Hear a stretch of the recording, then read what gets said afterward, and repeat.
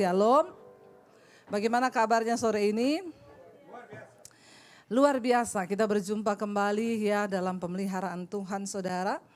Dan hari ini ya tema firman Tuhan adalah ya pertumbuhan gereja, gereja yang bertumbuh. Saudara, kita harus mengerti bersama bahwa gereja itu bukan gedungnya. Gereja itu bukan bangunannya, tetapi gereja itu saudara dan saya.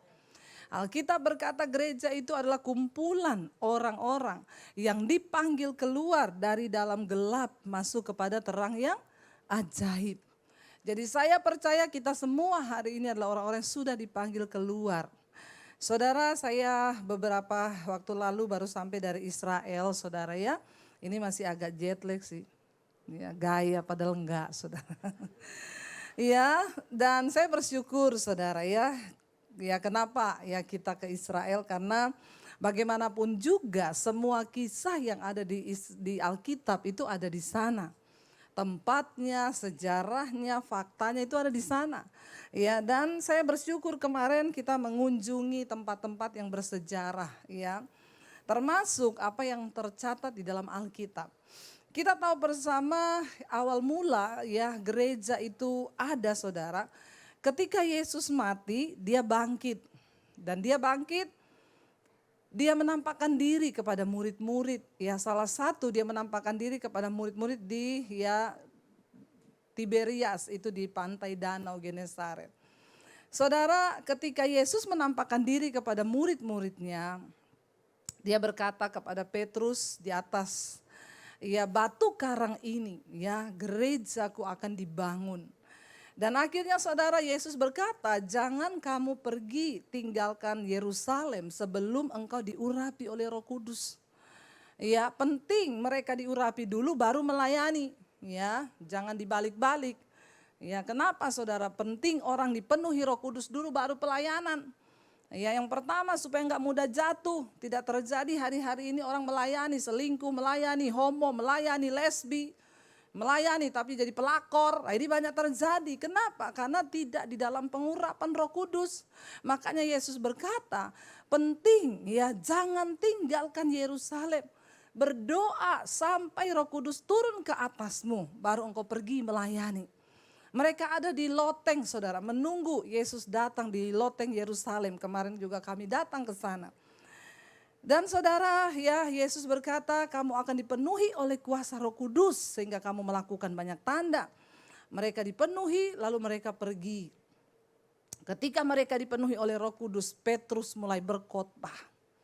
Ya, hari ini kita diberi firman Tuhan dari Kisah Rasul pasal yang kedua.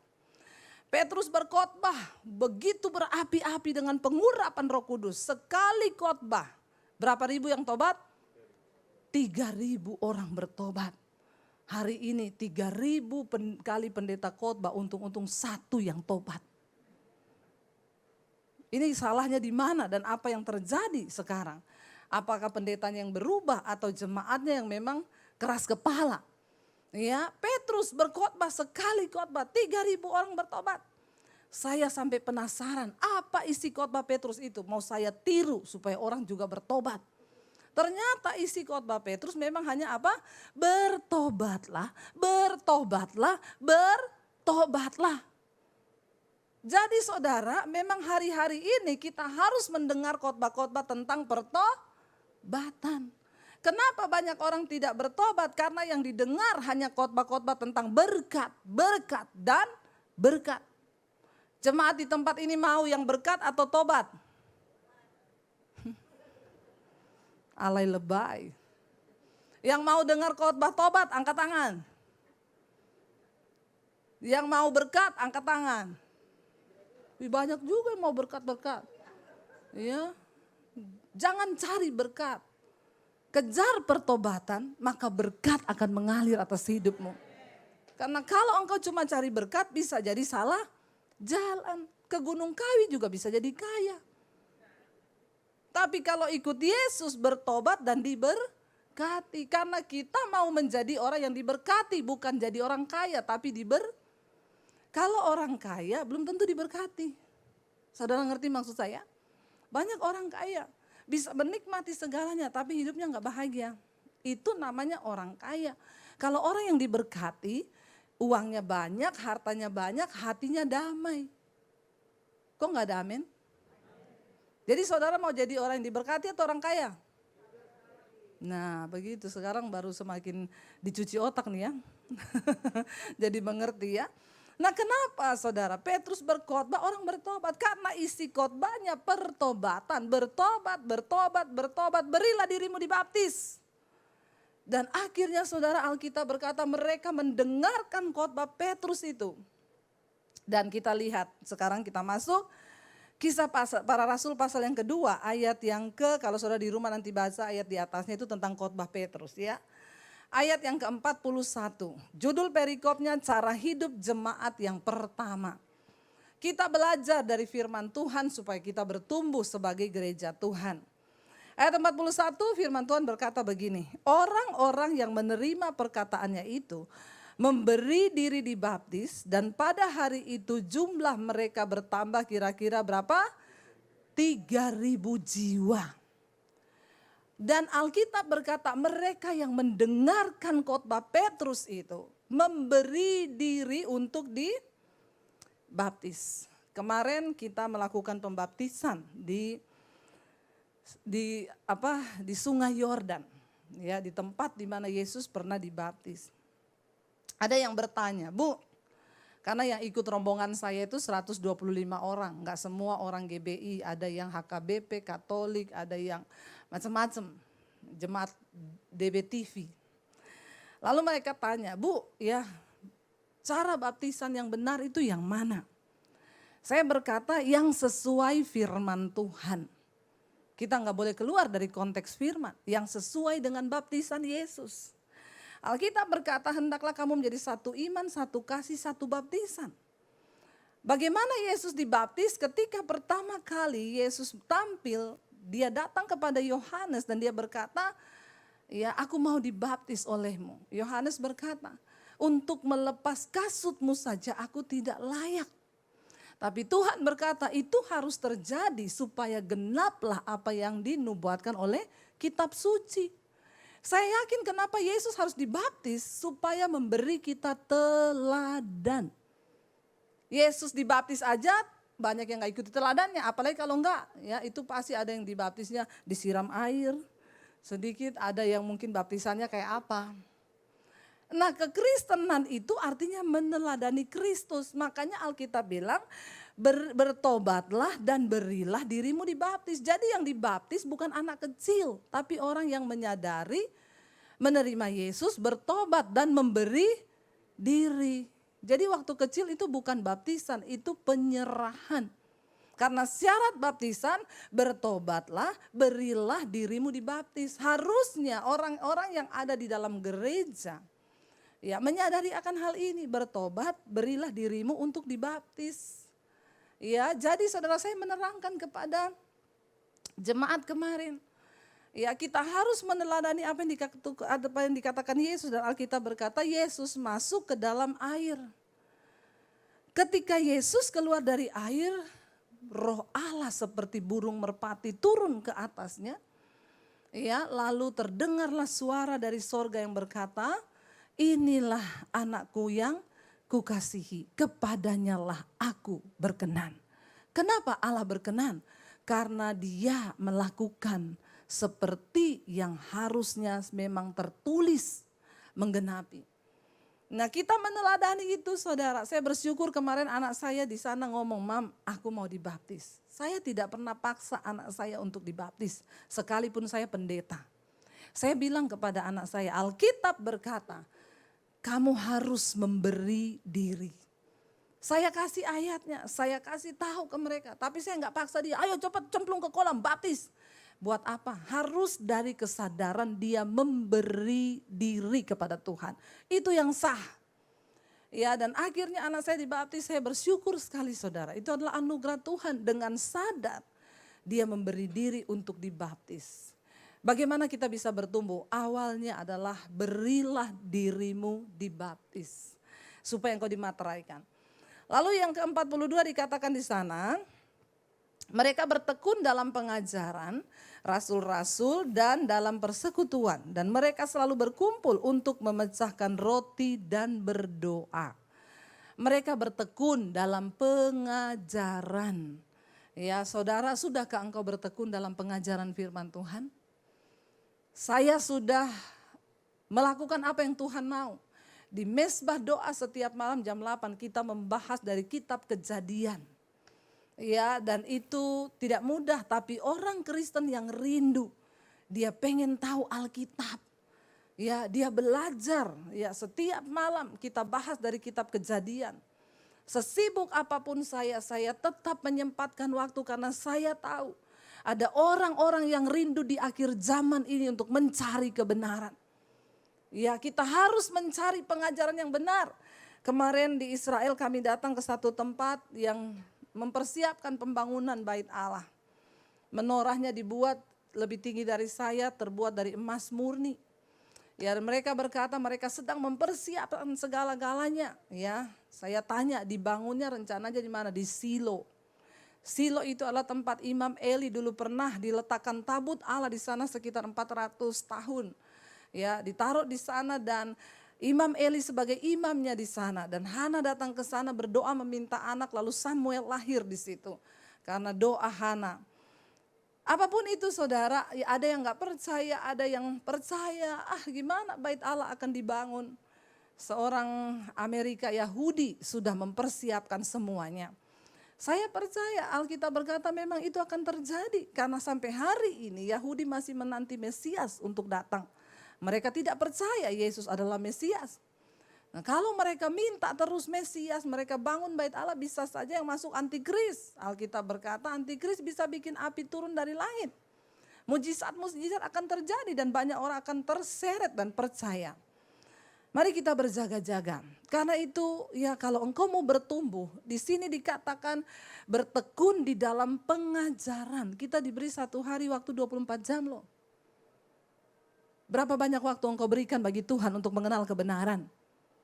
Berapa banyak waktu engkau berikan hari-harimu hanya untuk sesuatu yang sia-sia? Kita harus memikirkan kepentingan manusia batiniah kita saudara hari-hari ini. Enggak bisa santai, berlari mengejar pengajaran itu. Berlari pengen tahu lebih dalam lagi tentang iman.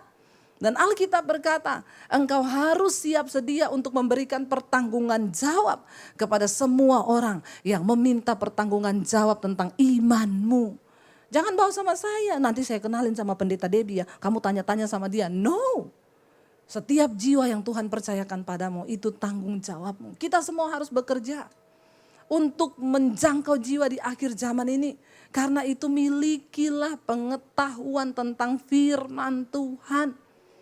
Isi jiwamu, isi pikiranmu dengan firman. Kenapa? Hari-hari ini hari-hari yang gelap. Ya, kita melihat semakin ke sini, ya kita lihat saudara hari-hari ini beberapa kali Presiden Jokowi, pemimpin-pemimpin dunia berkata, tahun ini tahun kesuraman, tahun depan adalah tahun kegelapan. Bagaimana kita bisa bertahan? Zaman terus berubah, keadaan berubah, resesi bisa datang. Tapi orang yang bertahan di dalam kebenaran, orang yang hidup mengandalkan Tuhan, mereka tidak akan tergoyahkan. Sebab Tuhan akan menjadi perlindungan bagi setiap saudara dan saya. Jangan takut, kejar Tuhan. Jangan nonton drama Korea terus. Bisa nonton drama Korea berjam-jam, betah saudara. Pakai acara nangis lagi. Bertobat ya. Tapi kalau dengar firman, ngantuk saudara. Ya ayo Bapak Ibu, ibu-ibu kalau engkau ingin suami bertobat, engkau dulu buka itu mesbah doa tiap malam. Ajak suamimu ikut. Ya kemarin saya di Israel ada bapak-bapak bersaksi. Saya itu tadinya benci sekali sama Bu Debbie itu. Saya gak suka dengar Bu Debbie itu khotbah. Tapi istri saya tiap malam itu di tempat tidur saya tutup kepala kuping saya sama bantal. Satu kali saya dengar istri saya setel khotbah ibu berkata, kalau kamu mau masuk surga harus hidup kudus. Salah satunya adalah lepas dari ikatan pornografi. Dia kaget, dia bilang karena saya ini hobi Bu. Hobi nonton film pornografi. Nggak usah angkat tangan di sini yang hobi. Di dalam hati saja. Ngomong sama Tuhan. Engkau harus kudus untuk bisa masuk ke dalam rumah Tuhan, di dalam kerajaan Allah. Dia bilang, sekali Bu saya dengar itu khotbah, ketika ada pengurapan Roh Kudus, saudara, firman itu tidak kembali dengan sia-sia. Dia bilang, saya datang Bu kepada Tuhan, saya menangis, saya mohon pengampunan. Mulai detik itu juga saya berhenti. Dia bilang, kalau saya lihat begitu sekarang saya rasa jijik. Wow, itu Tuhan, saudara. Dan hari-hari ini Tuhan sedang mencari hati yang terbuka, yang merindukan pengajaran yang benar untuk diisi, ditabur. Engkau perlu bertumbuh dalam iman hari-hari ini. Dunia sudah semakin tidak menentu. Negara-negara yang kuat bertumbangan satu persatu. Kalau hari ini kita di Indonesia masih santai, masih bisa melihat, masih makan, masih bisa menikmati berkat-berkat, bersyukur. Itu karena masih ada anak-anak Tuhan yang berdoa. Saya percaya pelayanan saya ini adalah pelayanan panggilan Tuhan di akhir zaman. Kita berdoa bagi bangsa. Dulu setiap malam kita berdoa untuk TNI Polri sampai orang tuh telepon saya, Bu kenapa sih tiap hari doain TNI Polri? Saya bilang karena mereka adalah orang-orang yang berdiri atas bangsa ini, memegang keamanan di bangsa ini. Harus ada orang-orang benar. Sekarang dibongkar Tuhan, diporak-porandakan. Itu doa-doa kita. Itu jawaban doa kita. Orang-orang tidak benar diturunkan, dihukum. Supaya pada bertobat pejabat-pejabat di atas bangsa ini. Mereka berdiri sungguh-sungguh atas dasar kebenaran. Bayangkan firman Tuhan berkata kalau hukum sudah muncul terbalik. Mau jadi apa bangsa ini? Saya pegang itu, kebenaran meninggikan derajat bangsa. Tapi dosa itu menjadi noda bagi bangsa. Dan semua dimulai dari gereja Tuhan. Kalau gereja tidak bertumbuh, buat apa saudara? Ngapain saudara tiap minggu datang pulang, habis transport, bensin, buang waktu. Kalau engkau gak bertumbuh. Tapi bagaimana kita bertumbuh? Punyalah kerinduan untuk menerima pengajaran yang benar. Buka hatimu bagi Tuhan. Mereka berkumpul, memecah roti dan berdoa, ayat 43. Maka ketakutanlah mereka semua, sedang rasul-rasul itu mengadakan banyak mujizat dan tanda-tanda. Saat itu Tuhan benar-benar mengurapi rasul-rasul itu. Kenapa? Karena mujizat harus terjadi supaya orang percaya bahwa Yesus itu sungguh-sungguh Tuhan. Kenapa Petrus harus berjalan di atas air? Karena pada waktu itu masih banyak orang yang belum percaya kepada Yesus. Dan dia harus memperagakan, dia harus mempertontonkan kuasanya agar mata melihat dan menjadi percaya. Orang bisa jalan di atas air itu saudara melawan gaya gravitasi bumi loh. Tidak mudah. Dan kalau bukan kehendak Tuhan gak bisa saudara. Kemarin kita di Danau Galilea ditanya siapa yang mau berjalan di atas air dapat kalung satu. Ibu-ibu maju ke depan. Saya berani. Benar Bu? Copot sepatu. Copot sepatu. Yakin ibu mau turun ke air berjalan? Yakin Pak. Ibu punya iman? Iman saya besar. Oke. Dipanggil tim keamanan bawa pelampung. 2 orang akan mengangkat dia dibuang dari perahu. Waktu udah datang orang, dia pakai sepatu lagi. Enggak mau saya Pak. Kenapa pakai sepatu lagi? Enggak sampai iman saya. Ya, ditanya lagi, siapa yang mau jalan di atas air? Saya angkat tangan. Siram air dari botol aqua dan kita berjalan di atasnya. Jalan di atas air. Enggak perlu engkau mau mempraktekkan berjalan di atas air hari ini, buang tenaga. Kenapa hari itu harus terjadi? Karena memang Yesus harus menyatakan dirinya sebagai Tuhan.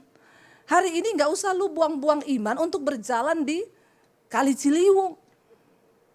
Pakai imanmu untuk mengubah hidupmu, berkata aku mau berubah. Itu mujizat lebih besar daripada berjalan di atas air. Amin. Dan hari ini kita sudah tidak membutuhkan lagi yang seperti itu. Kenapa? Karena kita sudah percaya bahwa Yesus Tuhan. Bahkan kita bisa berkata, Tuhan aku sembuh atau tidak sembuh, Engkau tetap Tuhan bagiku. Amin saudara. Tapi hari itu mereka melihat mujizat demi mujizat terjadi. Orang lumpuh berjalan, orang buta melihat, orang mati dibangkitkan. Supaya orang-orang yang tidak percaya itu bisa percaya kepada Yesus saudara. Ya, dan dikatakan di sana ayat 44. Dan semua orang yang telah menjadi percaya tetap bersatu. Dan segala kepunyaan mereka adalah kepunyaan bersama.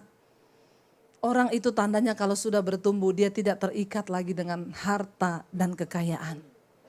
Karena kita tahu semuanya akan berlalu. Harta kita itu hanya titipan. Ya, kepunyaan satu orang itu adalah kepunyaan mereka bersama. Bahkan ayat di bawah berkata, ya, dan selalu ada dari mereka yang menjual harta miliknya lalu membagi-bagikannya kepada semua orang sesuai dengan keperluan masing-masing. Tanda seseorang sudah bertumbuh dalam iman, tidak pelit. Bilang amin. Saudara mau tahu tips untuk Anda tidak terlilit di dalam masa resesi kalau itu benar-benar terjadi? Saudara mau dapat rahasia untuk tetap diberkati Tuhan? Siapa yang mau angkat tangan? Saya mau bilang banyak-banyaklah menabur. Kenapa mukanya berubah? Giliran dibilang menabur langsung. Prinsip dunia berkata, untuk bisa engkau simpan uang menjadi kaya, tabung sebanyak-banyaknya. Tapi firman Tuhan berkata, untuk engkau bisa melihat mujizat dan pemeliharaan Tuhan dalam hal keuangan, tabur sebanyak-banyaknya. Engkau mulai harus mempraktekkan ini, saudara. Lihat orang yang berkekurangan di sampingmu. Jangan hanya pikirin diri sendiri, tapi mulai melihat orang-orang kesusahan. Keluargamu lapar, beriin dia beras. Ada tetanggamu yang gak bisa makan, tolongi dia. Maka Tuhan akan memelihara engkau. Kenapa? Karena ada alasan bagi Tuhan untuk memberkati engkau. Sebab engkau menjadi berkat bagi orang lain. Sebab engkau menabur untuk pekerjaan Tuhan.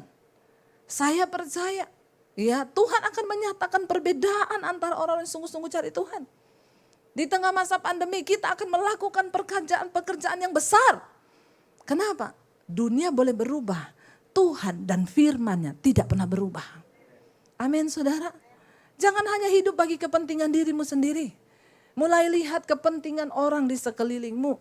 Lihat saudaramu yang berkekurangan. Tanggalkan sedikit daging kita. Keinginan kita, kalau kita baca di sini saudara, ada dari mereka yang setiap harinya itu menjual harta miliknya, lalu membagi-bagikannya kepada orang-orang sesuai dengan kebutuhan mereka. Nggak gampang itu loh, jual loh. Hari ini saya enggak suruh saudara jual mobil, enggak. Lakukan sesuai takaran imanmu. Karena untuk memberi itu juga butuh iman. Tidak semua orang mendapatkan kasih karunia itu. Banyak orang berani buat dirinya untuk gayanya dia keluarin uang banyak. Tapi sayang untuk pekerjaan Tuhan, untuk menabur dia gak berani keluar besar. Itu banyak. Tapi Tuhan mencari orang-orang yang berani bilang, Tuhan kuasai hidupku dan hatiku. Aku mau bergerak bersama dengan engkau dalam pekerjaanmu. Kendalikan diri kita saudara. Kalau engkau mau melihat pemeliharaan Tuhan, saudara, apa yang kita alami hari ini, itu adalah hasil taburan kita di masa-masa yang lalu. Apa yang saya bisa nikmati hari ini, itu adalah hasil taburan dari yang lalu. Saya melihat bagaimana Tuhan itu, ya akan mempercayakan kita sesuai dengan takaran yang juga kita bisa beri. Alkitab berkata siapa menabur banyak akan menuai banyak. Menabur sedikit akan menuai sedikit. Alkitab berkata ketika Ishak di dalam perjalanan, masa kering, kelaparan, tanahnya tandus. Tuhan bilang tabur. Secara logika manusia, bagaimana menabur di masa paceklik, panas, terik, tidak ada air, disuruh Tuhan tabur di tanah itu. Tapi dia gak pakai logika, sebab mujizat itu tidak mengenal logika. Tuhan sanggup melakukan sesuatu yang bertentangan dengan logika manusia. Dia menabur di masa kering, di tengah masa kelaparan, menaburlah Ishak. Dan Tuhan berkata dia menuai. Dan dia menjadi kaya, semakin kaya, bertambah kaya di tengah masa kering. Saya percaya di tengah masa-masa yang sulit Tuhan akan pakai hidup kita untuk menjadi berkat bagi banyak orang. Itu akan sebenarnya saudara tidak akan terjadi kelaparan atau kekeringan kalau semua. Ya sudah ada satu survei yang berkata semua harta orang-orang kaya itu dikeluarin lalu dijual dibagikan sama seluruh penduduk bumi ini. Maka tidak akan ada resesi. Tapi ya namanya manusia. Mari kita menyadari hari ini saudara. Iman kita bertumbuh salah satu tanda adalah dengan kita berani menabur. berani menabur, maka kita pasti akan menuai. Dan di sini dikatakan saudara, ayat yang ke-46, dengan bertekun dan dengan sehati mereka berkumpul tiap-tiap hari di dalam bait Allah. Mereka memecah-mecahkan roti di rumah masing-masing secara bergilir dan makan bersama-sama dengan gembira dan dengan tulus hati. Orang yang bertumbuh, dia tuh rindu selalu ada di dalam bait Allah. Pada zaman dulu itu nggak ada jam ibadah, jadi orang bisa datang kapan saja ke bait Allah. Kemarin kita juga melihat ya reruntuhan bait Allah. Dan Yesus berkata, satu saat kamu tidak lagi akan berdoa di Yerusalem di bait Allah itu.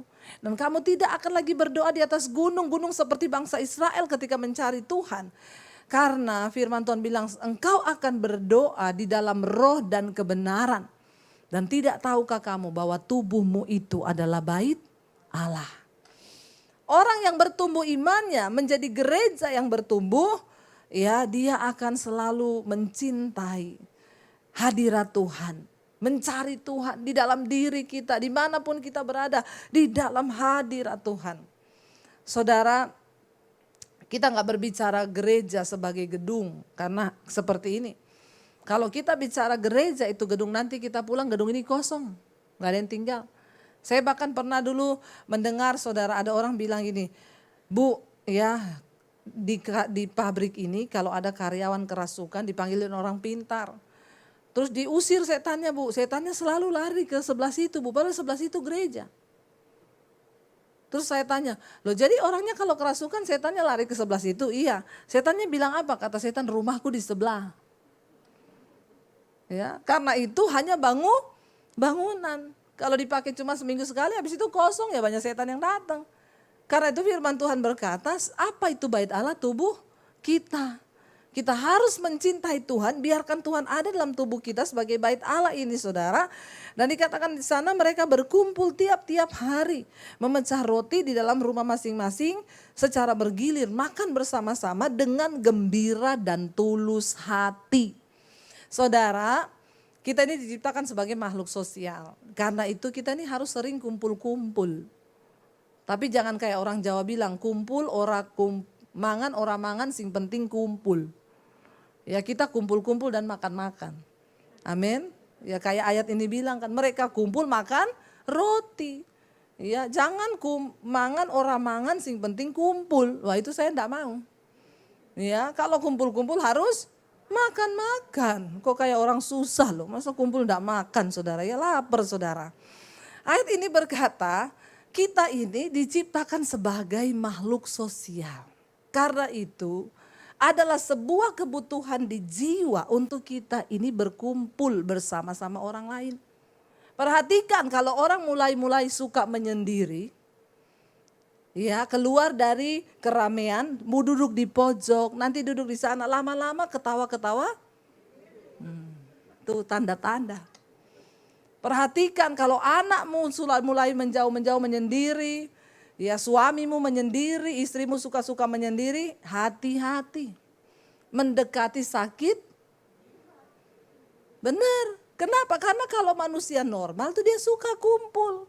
Tapi kumpulnya yang benar, jangan kumpul sama yang tidak benar. Saling mendoakan, saling membangun, ngobrol tentang kasih Tuhan, tentang cinta Tuhan, kita ngobrol tentang pengajaran firman Tuhan.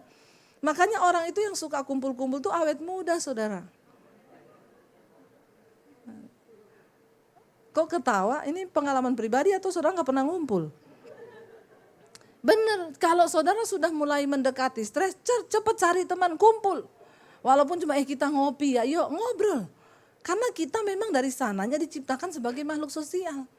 Ya, nanti kalau sebanyakan sendiri stres numpuk lah, akhirnya mulai ketawa sendiri, lama-lama gila loh saudara. Ya, hati-hati.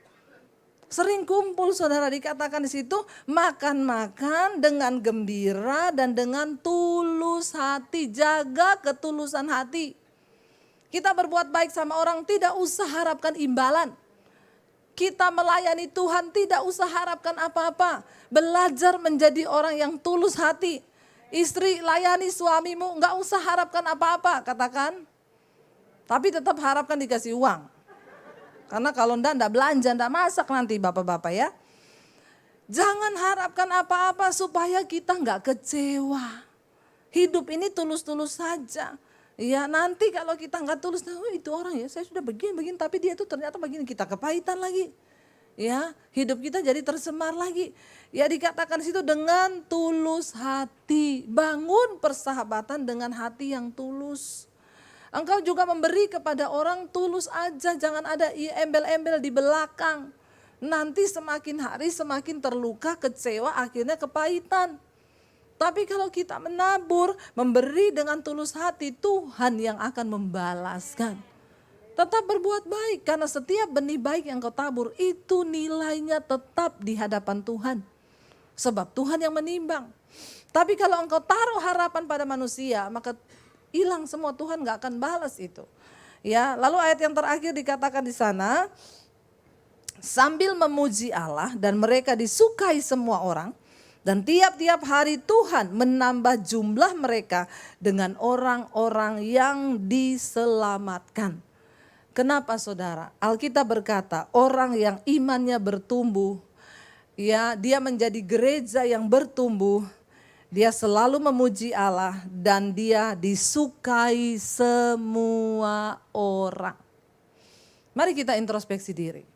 Apakah kita ini jadi pribadi yang disukai? Atau kalau kita datang orang bubar? Ya kita datang orang, yes dia datang senang gitu ya. Tapi ada orang-orang kalau dia datang lagi bubar yuk bubar. Ya coba cek saudara. Ya pertama tanyalah kepada suamimu. Atau istri, ya tanya suami, suami tanya istri. Ya apakah saya ini menjadi pribadi yang menyenangkan? Tolak ukurnya, coba istri sekali-sekali tanya suamimu, Pak aku mau keluar kota ya 1 minggu. Kalau suamimu jawab gini, kok cuma 1 minggu, 1 bulan dong. Itu tanda-tanda bahwa engkau itu belum bertumbuh, makanya suamimu gak suka dekat-dekat kau. Ya, hati-hati. Sebaliknya juga suami begitu, ya. Apakah kita ini dirindukan di rumah oleh anak-anak kita? Ya, oleh orang-orang di sekitar kita, atau hidup kita ini jadi batu sandungan, orang tuh muak lihat kita. Tanda orang yang bertumbuh itu dia disukai banyak orang. Kayak saya ini loh. Ya, enggak usah ngece. Kita harus disukai banyak orang, saudara. Karena ada pengurapan Tuhan atas hidup kita. Dan karena itu Tuhan tambah jumlah orang yang bertobat. Kenapa? 1 orang bertobat, dia cerita sama temannya yang belum bertobat. Kamu tahu gak, aku tuh mengenali Yesus, dahsyat Tuhan itu. Aku diubahkan, tadinya aku merokok, aku disembuhkan Tuhan. Tadinya aku homo, saya ketemu dengan orang homo beberapa waktu yang lalu. Dia bersaksi kepada saya, Bu, saya ini tadinya homoseksual. Saya tadinya gak suka khotbah ibu itu, saya lewatin terus. Tapi satu saat di tengah masa pandemi, saya ketakutan Bu, karena saya mengidap ciri-cirinya AIDS. Saya takut mati. Lalu saya periksakan diri dan benar saya reaktif Bu. Saya cari Tuhan, saya dapat khotbah ibu. Saya dijamah Tuhan hari itu, saya nangis Bu. Saya berdoa, Tuhan saya mau bertobat, saya mau tinggalkan. Lalu saudara, Roh Kudus memampukan dia dan dia bertobat. Dia mengasingkan diri dari semua komunitas yang selama ini dia ada, yang membuat dia jatuh dan melakukan hubungan sesama jenis. Lalu akhirnya dia keluar dari sana. Dan puji Tuhan dia doa puasa, ketika dites lagi negatif. Saya bilang Tuhan sudah menunjukkan kasih karunia-Nya kepada kamu loh. Jangan main-main. Dia berkata, iya Bu, saya sekarang mau dipakai Tuhan. Saya mau selamatkan orang-orang yang dari dunia sana, tapi saya tidak mau mencobai Tuhan. Saya nggak mau jatuh lagi di tempat yang sama, karena itu setiap hari Bu, saya ikut mesbah doa, saya ikut mesbah syukur di mobil, di kantor, saya dengar khotbah ibu. Itu namanya orang niat mau bertobat. Jangan main-main dengan dosa. Ya, pertama ciri orang bertobat itu tinggalkan dosa, serahkan dirimu kepada Tuhan, bertobat. Yang selingkuh bertobat, yang kepahitan buang kepahitan, lepaskan. Doa buat orang yang menyakiti engkau. Ayo saudara, kita berlomba-lomba di akhir zaman ini untuk kita boleh mencapai perkenanan Tuhan. Amin. Ya, supaya Tuhan berkenan, supaya satu saat Tuhan datang, kita layak untuk masuk di dalam kerajaannya yang mulia. Ya, jadi saudara, siapa tahu kita lagi di sini Tuhan datang, kita diangkat semua. Ya, rajin-rajinlah dengar firman. Lagi dengar firman kan kudus tuh Tuhan datang. Jangan lagi di night club, Tuhan datang tertinggal saudara. Ya, rajin-rajin bersekutu dengan anak-anak Tuhan supaya kita ini mengalami perkenanan Tuhan. Saya undang para tim pujian penyembahan, saudara jangan takut dengan nubuatan-nubuatan apa yang akan terjadi tahun depan. Memang semua itu akan menimpa, kesusahan besar akan terjadi, tapi kita percaya bahwa pertolongan kita itu datang dari Tuhan, bahwa Dia yang pegang kendali atas hidup kita, bahwa hanya Tuhan yang sanggup memberi kita kekuatan untuk melewati setiap badai. Mari kita bangkit berdiri bersama. Kita percaya saudara, ku pandang wajah-Mu dan aku mau berseru Tuhan, bahwa pertolonganku itu datang daripada Tuhan. Datang pada Tuhan, jangan takut. Bagian kita menyerahkan hidup, bertobat. Hari ini mari kita renungkan, mari kita introspeksi diri. Adakah hal-hal yang masih tidak berkenan yang kita simpan di dalam hidup kita? Biar kita mau aku itu di hadapan Tuhan. Biar kita mau bilang itu di hadapan Tuhan. Kita mau berkata bukan dengan kekuatanku Tuhan kami dapat menjalani hidup ini, tapi hanya karena kemurahan Tuhan saja. Terima kasih Bapa.